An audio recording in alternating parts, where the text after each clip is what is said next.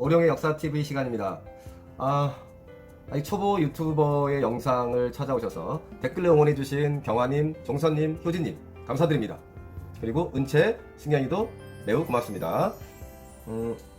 이 사진은 아주 옛날 사진입니다. 호랑이 담배 피던 시절까지는 아니더라도 제가 대학 4학년 시절에 교생 실습 나가서 찍힌 사진입니다. 역사 교사의 꿈을 안고 열심히 그런 수업을 하고 나올 때 당시 여중생이 순간 포착으로 찍은 사진입니다. 이 친구는 이 사진을 현상에서 책받침, 코팅으로 갖고 다녔던 것 같습니다. 저한테는 추억의 사진이죠. 아직도 제가 가르치는 직업, 학교 현장은 아니지만 역사를 좋아하는, 책을 좋아하는 아이들 또는 어른들에게 수업을 할 수 있는 가장 중요한 동기부여를 한 것이 바로 이러한 응원의 소리였습니다. 앞으로도 더 열심히 노력해서 좋은 방송을 하도록 하겠습니다. 자, 오늘은 교과서에서 잘 다루지 않는 이야기를 나눠볼까 합니다. 태정태세, 문단세, 예성, 연중, 임명선, 광인, 효연, 숙경영, 정순원철, 고순, 조선의 왕 27명이죠. 웬만하면 다 외우게 됩니다. 창덕궁, 경복궁, 경운궁과 같은 궁궐도 기억하고 있죠. 근데 우리는 그곳에서 일했던 이 많은 왕들을 옆에서 묵묵히 보좌했던 궁녀들, 김상궁, 박상궁과 같은 많은 조선의 궁녀들에 대해선 알고 있지 못합니다. 교과서에서 이들을 설명해주지 않죠. 자, 오늘은 조금 더 자세한 궁녀들의 삶을 들여다보고자 합니다. 오늘이 1탄입니다. 끝까지 들어주세요. 조선의 궁녀들은 보통 일반 백성들의 딸이거나 산호비의 딸을 모집했습니다. 하지만 거의 대다수의 궁녀들은 공노비의 딸입니다. 이미 그들의 가까운 친척들이 조선의 궁녀들로 활동하고 있었기 때문이죠. 10살 전후에 궁으로 들어간 이 공노비의 딸들은 처음으로 테스트를 합니다. 앵무새 피를 이용한 처녀 감별법이죠. 앵무새 피를 붓에 묻혀서 팔목에 떨어뜨립니다. 흘러내리면 집으로 들어갑니다.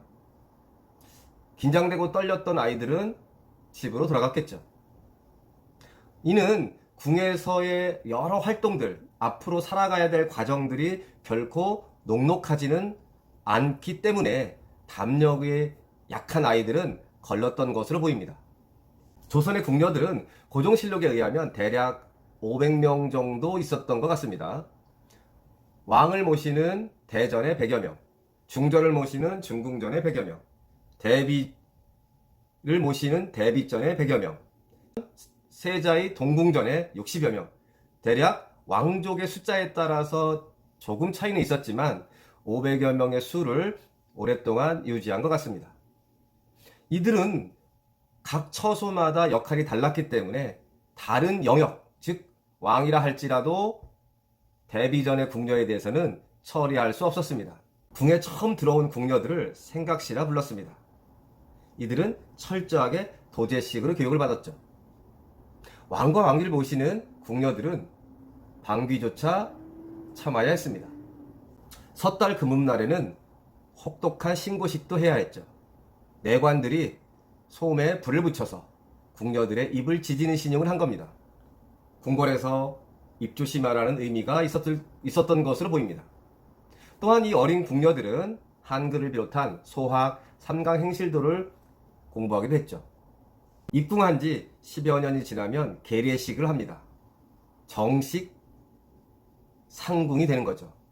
나인이라고 부르기도 하지만 우리는 상궁이라는 것에 더 익숙해져 있습니다. 나인이 된 이들에게는 방이 주어집니다. 보통 2~3명 정도가 같은 방을 쓰게 되는데요. 20년 이상 함께 지내는 사이가 되는 거죠. 또한 이들에게는 잔심부름을 하게 되는 하녀도 주어집니다. 개인적인 일은 이 하녀한테 맡기고 국가적인 일들, 즉 궁궐의 업무에 충실하라는 뜻이었던 것 같습니다. 궁녀들의 근무 시간은 8시간 근무제를 원칙으로 합니다. 격일 근무제인 거죠. 다만 왕의 침실을 지키는 궁녀들에게는 3교대의 형태로 주어졌습니다. 이들은 철저하게 비밀을 유지해야 했죠. 왕의 침실을 지키는 궁녀에 대해서는 알려고도 해서 안 되고 알 필요도 없었습니다. 즉 국가 기밀 사항이었던 것이죠. 생각보다 궁녀들의 복지 정책은 좋은 편이었습니다. 월급도 잘 나왔지만 휴식 시간에 대한 부분도 철저하게 보장됐으니까 말이죠.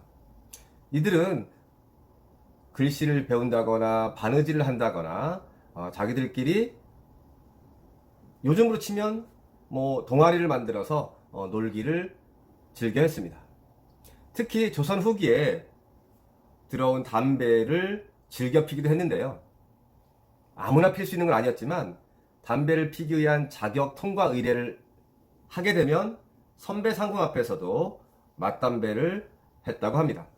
자격시험이라는 게 뭐냐면요.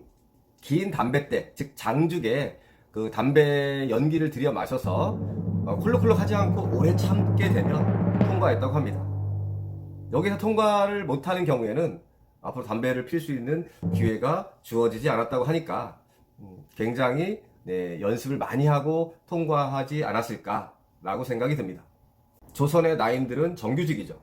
월급도 제때 꼬박꼬박 나왔습니다.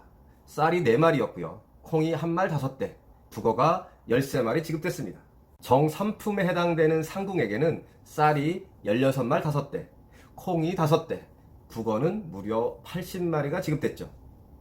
노동의 강도에 따라 차등은 있었지만 품계에 따라 정확한 지급이 이루어졌습니다.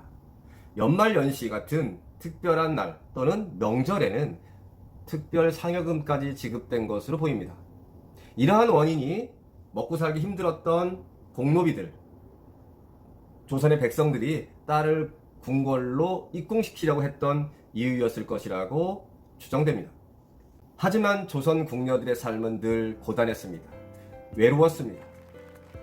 다음 시간에 조선 궁녀들의 삶 2탄을 준비하겠습니다. 감사합니다.